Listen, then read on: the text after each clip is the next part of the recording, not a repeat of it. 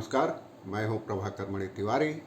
मणिपुर पर 737 कहानियां नामक इस विशेष सीरीज में आपका स्वागत है। आज आपको बताऊंगा पांचवी कहानी, जो हिंसा से परे है, जो लोग बढ़िया काम कर रहे हैं, जो कहानियां अब तक बाहर नहीं आई हैं। आप जानते हैं, हरियाणा के नूंह से लेकर उत्तर प्रदेश के बरेली तक, या फिर गुजरात के अहमदाबाद से लेकर उत्तर प्रदेश के मुजफ्फरनगर, या देश के कहीं भी किसी राज्य में अगर दंगे होते हैं, जातीय हिंसा होती है, तो एक खास कौम को जिम्मेदार ठहराया जाता है। और पहले शुरुआत में मैंने जो नाम लिए उसमें भी एक खास कौम को ही जिम्मेदार ठहराया है। और मैं आपको बता दूं, इस खास कौम का नाम है मुसलमान या मुस्लिम। लेकिन 3 महीने से पूर्वोत्तर राज्य मणिपुर जातीय हिंसा की जिस आग में जल रहा है, उसमें दूर दूर तक इस कौम का नाम नहीं है। उल्टे इस कौम की भूमिका यहाँ शांति दूत की है। जो 2 तबके आप जानते हैं मणिपुर में आपस में भिड़े हुए हैं, मैतेई और कुकी। यह मुस्लिम तबका जो मणिपुरी मुसलमान हैं, इन दोनों तबकों के बीच एक पुल का काम कर रहे हैं और शांति दूत की भूमिका में हैं। आज चर्चा करूंगा मणिपुर की इस हिंसा में मुसलमानों की भूमिका की। कौन है, कहां से आए, कितने हैं, तो आखिर तक देखिए। जैसे तो चैनल को सब्सक्राइब करें, मित्रों परिजनों के साथ शेयर करें और घंटी का बटन दबाना भी मत भूलें।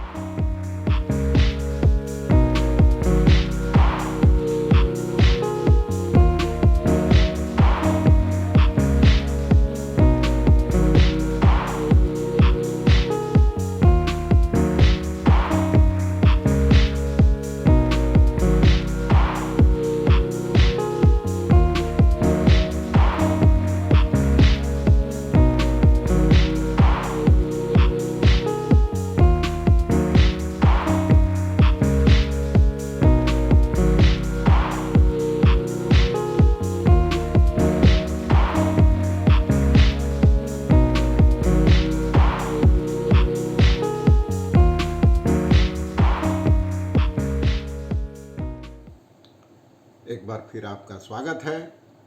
आपको बता दें, मणिपुर में आपने जो जातीय हिंसा हुई है उसमें अब तक 2 ही समुदायों का नाम सुना होगा, मैतेई और कुकी। लेकिन वहाँ मुसलमान भी रहते हैं, मणिपुरी मुसलमान जिनको कहा जाता है, और उनकी आबादी 2.4 लाख है वहाँ, और ये कुल आबादी के 8.4% हैं। लेकिन यह लोग जब से हिंसा शुरू हुई तब से पीड़ितों की मदद कर रहे हैं और मस्जिदों में सांप्रदायिक सद्भाव की बहाली के लिए प्रार्थनाएं कर रहे हैं। यह लोग तमाम पीड़ितों को मदद भी पहुंचा रहे हैं। हालांकि इसके लिए उन्हें भी कई बार भुगतना पड़ा है, इसकी कीमत चुकानी पड़ी है। और चूड़ाचांदपुर में प्रवेश करने से पहले आपको बताऊं, चूड़ाचांदपुर ही वो इलाका है जहां से हिंसा शुरू हुई थी। तो चूड़ाचांदपुर में प्रवेश करने से पहले ही एक गांव है छोटा मुसलमानों का, जिसे कोयाक्ता कहा जाता है। और जब हिंसा शुरू हुई तो मैतेई और कुकी इन मुसलमानों को अपना कहते हुए अपने साथ लेने की कोशिश में थे, अपने साथ राहत शिविरों में कोशिश में थे। लेकिन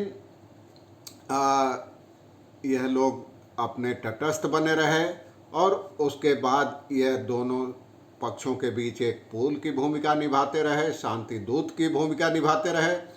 आप जानते हैं, अब मणिपुर का पूरा समाज 2 हिस्सों में बंट गया है, मैतेई और कुकी। मैतेई लोग या गाड़ी के चालक कुकी इलाकों में नहीं जा सकते, इसी तरह कुकी इलाकों के लोग मैतेई बहुल इलाकों में नहीं आ सकते। ऐसे में यही लोग एक तारणहार की भूमिका निभा रहे हैं। मणिपुर जाने वाले पत्रकारों और दूसरे अधिकारियों के लिए गाड़ी के चालक के तौर पर काम कर रहे हैं। इनके एक दूसरे इलाकों में जाने पर कोई पाबंदी नहीं है, कोई खतरा नहीं है। तो अगर ये लोग ना होते तो मणिपुर में इम्फॉल से मोरे जाना या मोरे से इम्फॉल आना असंभव हो जाता।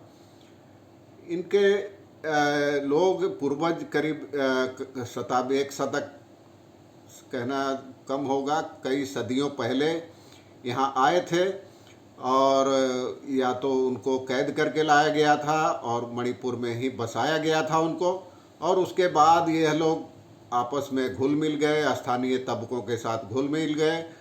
और जब से हिंसा शुरू हुई, आपको बता दूं कि इनको मणिपुरी पंगल समुदाय कहा जाता है, इनको, इन मुसलमानों को, और यह शांति दूत यानी पीस मेकर की भूमिका में हैं। इन्होंने शांति की बहाली के लिए प्रदर्शन भी किए हैं और कई इलाकों में रैलियां निकाली है, मदद पहुंचाई है पीड़ितों की। और ऐसे ही लोगों में एक प्रमुख संगठन है जमाते इस्लाम हिंद, और इमाम जामा मस्जिद जो इम्फॉल में है, इसके इमाम हैं मौलाना सईद अहमद। उन्होंने कहा है कि हम शुरू से ही सांप्रदायिक सद्भाव के साथ रहते आए हैं, लेकिन इस हिंसा ने सामाजिक ताने बाने को छिन्न भिन्न कर दिया है। मणिपुर को राज्य का दर्जा मिलने के बाद ही हम बहुत शांति के साथ रह पाए थे। हमने दोनों समुदाय के लोगों से शांति बहाली की अपील की है, दोबारा सद्भाव के साथ एक साथ रहने की अपील की है। तो उन्होंने दुकानदारों से भी अपील की कि ज़रूरी वस्तुओं की किल्लत को ध्यान में रखते हुए कीमतें मत बढ़ाएं। और ऑल मणिपुर मुस्लिम ऑर्गेनाइजेशन कोऑर्डिनेटिंग कमेटी है, उसने भी काफ़ी अहम भूमिका निभाई है इसमें, तमाम संगठनों को एक साथ लेकर शांति बहाली की दिशा में काम कर रही है। कई मैतेई लोगों को भी चूड़ाचांदपुर और बिष्णुपुर जिलों में इन मुसलमानों के घर पर शरण मिली थी शुरुआती दौर में। इसी तरह कुकियों की भी मदद करते रहे हैं। अब सवाल है, ये मणिपुरी मुस्लिम कौन हैं? यह लोग 17वीं सदी की शुरुआत में ही मणिपुरी समाज का हिस्सा बन गए थे। तब वहाँ खागेम्बा एक राजा थे जिन्होंने 1597 से 1652 तक राज किया था, और तब 1000 मुसलमान सैनिकों के साथ, जिनके नेता थे जनरल मोहम्मद शमी, वो सिलहट की एक लड़ाई में पकड़े गए थे। मणिपुरी राजा ने उन मुसलमान सैनिकों को घाटी में बसाने में मदद की, बसाया, और उन लोगों ने बाद में धीरे धीरे मैतेई महिलाओं के साथ शादी की। अब उनके बच्चों को, उनके उत्तराधिकारियों को मैतेई पंगल कहा जाता है, और यह लोग मैतेई भाषा बोलते हैं, और इनकी आबादी जैसा कि मैंने बताया 2.40 लाख है। और ये मुसलमान मुख्य रूप से इम्फॉल घाटी और उसके आसपास के इलाकों में रहते हैं, अपनी पहचान बनाए हुए हैं, स्थानीय लोगों से घुलते मिलते हैं। तो ये एक बहुत मिसाल बन सकता है, एक मिसाल है मणिपुर के मुसलमानों ने जो भूमिका निभाई है इस जातीय हिंसा में। इनके संगठनों ने, लोगों ने कईयों की जान बचाई है, उनको अपने घरों में शरण दी है, उनको सुरक्षित राहत शिविरों तक पहुंचाया है, तमाम जितना भी संभव हो सकता था राहत सामग्री बांटी है। तो ये एक पूरे देश के लिए मिसाल बन सकता है। लेकिन आपको मुख्यधारा के मीडिया में या टीवी चैनलों पर ऐसी कहानी देखने को नहीं मिलेगी।